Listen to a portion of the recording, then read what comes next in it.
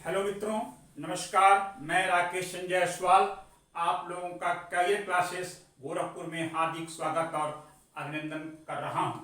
मित्रों, आज हम आपके सामने प्रस्तुत कर रहे हैं राष्ट्रपति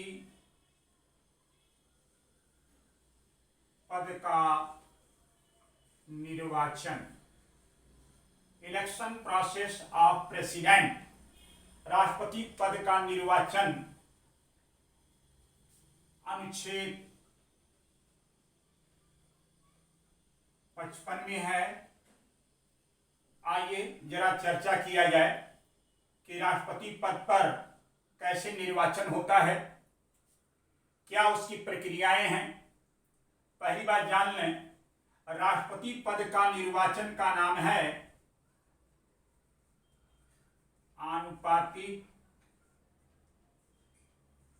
एकल संक्रमणीय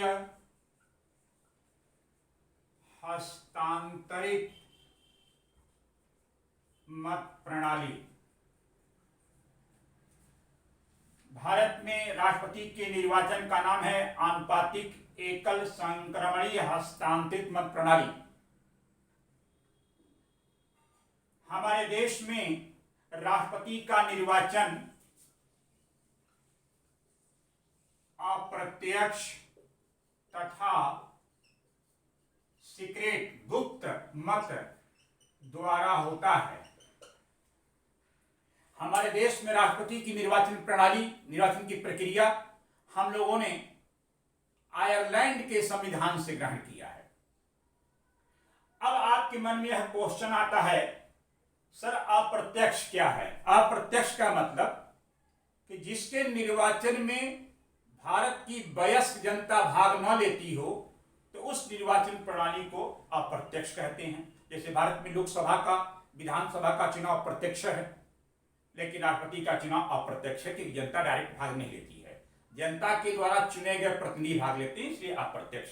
गुप्त मत द्वारा मतलब जब व्यक्ति वोट देने जा रहा है तो उस वहां पर टेबल पर वोट देते समय उसके अलावा कोई नहीं रहेगा, यानी गुप्त मतदान रहेगा, सीक्रेट। ये भी एक अच्छी बात है। अब फिर आपके मन में यह क्वेश्चन आएगा कि सर ये आनुपातिक एकल संक्रमणीय हस्तांतरित मत प्रणाली क्या होता है? तो मित्रों, मैं आपको बता दूं, हमारे राष्ट्रपति के निर्वाचन प्रणाली में कहा गया कि राष्ट्रपति के पद पर वही व्यक्ति निर्वाचन का पात्र होगा जो व्यक्ति कुल वैध मतों का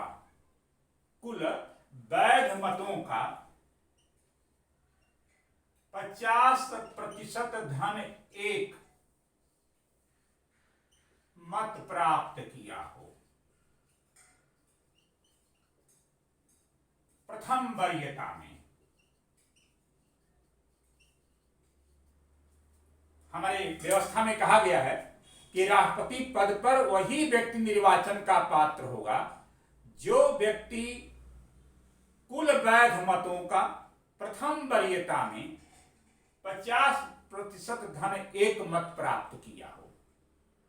अब दूसरी बात, राष्ट्रपति पद में जो व्यक्ति चुनाव लड़ते हैं और जितने उसमें प्रत्याशी हैं उन सभी प्रत्याशियों को मतदाता मत देगा वरीयता क्रम में, यानी सभी के अंश उसमें आने चाहिए। अब तीसरी महत्वपूर्ण बात, जो मतदाता हैं राष्ट्रपति के चुनाव में, तो राष्ट्रपति के चुनाव मतदाता कौन है? संसद के दोनों सदनों के निर्वाचित सदस्य, यानी 543 लोकसभा के और 233 निर्वाचित हैं राज्यसभा के, तो टोटल कितने हो गए? 776। सभी राज्यों के चुने गए विधायक, दिल्ली और पांडिचेरी के चुने गए विधायक, ये सभी सदस्य राष्ट्रपति को मत देते हैं, लेकिन वह मत मूल्य के रूप में देंगे। उनका मत मूल्य निकालने की पहले से ही व्यवस्था कर दी गई है।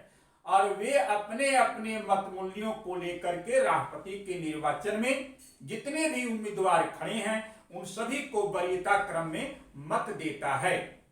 चौथी महत्वपूर्ण बात, अब सवाल है कि सांसदों का मत मूल्य और विधायकों का मत मूल्य कैसे निकाला जाता है, वो मैं आपके सामने प्रस्तुत करने चल रहा हूं। तो पहला जरा सुनिए, विधायकों का मत मूल्य, विधायकों का मत मूल्य बराबर प्रदेश की कुल जनसंख्या बटे प्रदेश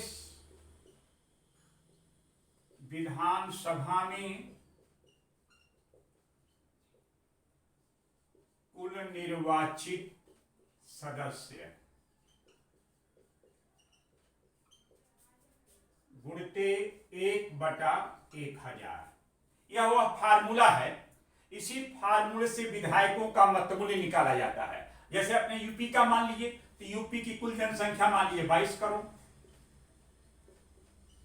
बटे उत्तर प्रदेश के कुल विधायकों की संख्या जो निर्वाचित है 403 गुणते 1/1000 से गुणांक कर देंगे। जो भी यहां पर उत्तर आएगा वह एक विधायक का मत मूल्य हो गया।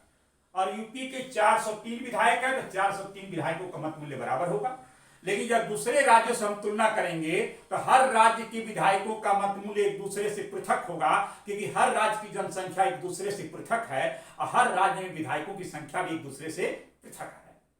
तो सर्वाधिक मत मूल्य पूरे हिंदुस्तान में उत्तर प्रदेश विधायकों को है, क्योंकि यहाँ पर सर्वाधिक जनसंख्या है और यहाँ पर सर्वाधिक विधायक हैं। तो यह मत मूल्य का एक तरीका हो गया निकालने का।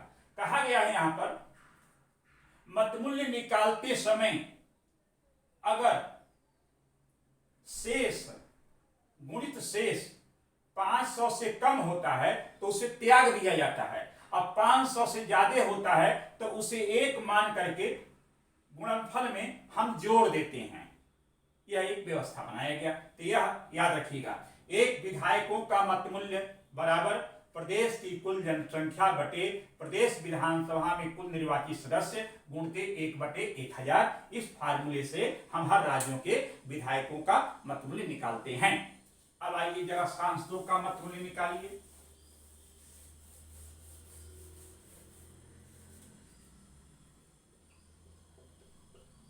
सांसदों का मत मूल्य बराबर भारत की कुल विधायकों का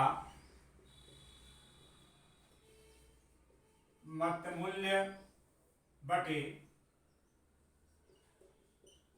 संसद के दोनों सदनों की कुल निर्वाचित सदस्य। तो 543 लोकसभा, 233 राज्यसभा, 776 से हम भाग देते हैं और जो भी मत मूल्य निकलेगा वह सांसदों का मत मूल्य हो गया। तो लोकसभा राज्यसभा दोनों मिलकर संसद के दोनों सदनों के सदस्यों का मत मूल्य एक समान होगा, लेकिन सभी राज्य के विधायकों के मत मूल्य एक समान कभी नहीं होंगे। अब ये हमारे सांसद अपने मत मूल्य को लेकर और विधायक अपने मत मूल्य को लेकर राष्ट्रपति के चुनाव में वोट करेंगे और वोट वरीयता क्रम में करेंगे। यानी राष्ट्रपति पद पर जितने भी प्रत्याशी हैं सभी को प्राथमिकता के आधार पर मत देना है। जितने राष्ट्रपति के प्रत्याशी होंगे, अगर मानिए 4 प्रत्याशी है तो 4 वरीयता क्रम होगा, 3 है तो 3, 2 है तो 2, 1 है तो निर्विरोध। यानी एक से अधिक होंगे तो चुनाव होंगे और वरीयता क्रम में होंगे, और प्रथम वरीयता में वही प्रत्याशी विजयी घोषित होगा राष्ट्रपति पद पर जो कुल वैध मतों का 50% धन एक मत प्राप्त किया हो। यह इसमें व्यवस्था है। हमारे देश में एकमात्र राष्ट्रपति बने थे 12 वेंकटगिरी, जो द्वितीय वरीयता में चुनाव जीते थे। बाकी सभी राष्ट्रपति प्रथम वरीयता में ही चुनाव जीत जाते थे। यह था राष्ट्रपति का निर्वाचन की प्रणाली, हमने आपको बता दिया। एक और विशेष बात, राष्ट्रपति पद का चुनाव कराने की जिम्मेदारी निर्वाचन आयोग को है, और निर्वाचन आयोग चुनाव की सारी व्यवस्थाओं की निगरानी करता है। राष्ट्रपति के चुनाव को लेकर के यदि कोई विवाद उत्पन्न हो जाता है तो उस विवाद का निराकरण चुनाव आयोग नहीं करेगा, उसका निराकरण सुप्रीम कोर्ट करेगा अनुच्छेद 71 के अंतर्गत।